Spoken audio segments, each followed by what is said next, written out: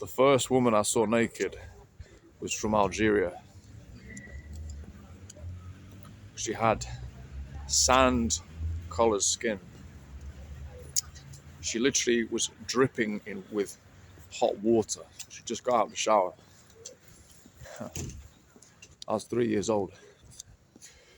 I walked into her room. I just saw her standing there, her perfect fucking tits. Perfect tits. Literal goddess level tits.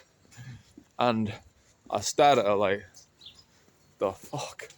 Then she covered herself with a towel, and then I ran round the back to check out her ass. Yeah. They called them au pairs in those days. It was where if you could do this, if your parents, like both the parents worked, obviously you can get different types of care. And one of the things that people would do is they'll get a foreign girl from like Sweden or Denmark, or in this case she was from Algeria, and they come live with you. I don't know how they organize it, must have had agencies and stuff. They come live with you and you pay them a low fee per week, just like they've got enough money to go and do stuff. But they come and live with you, so they've got accommodation, and then they can spend time in the city. They can have a little bit of a life as well, and they're vetted. So they come and basically look after your kids. So that's what me and my brother had. It was pretty cool. It was pretty cool. Each year for like, I don't know if it was a whole year round. Or if it was like just part of the year. I can't remember. I think it was the whole year. These foreign chicks would come, and there was one from Denmark. I think there was one from Sweden, and they were just like, I can't even remember them. The Algerian one is the one I remember.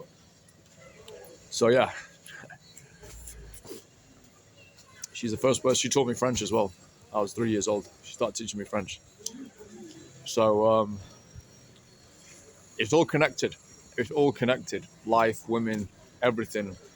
Women are not a separate thing. It's all connected. Your whole life is connected together. Relationships are not a separate thing.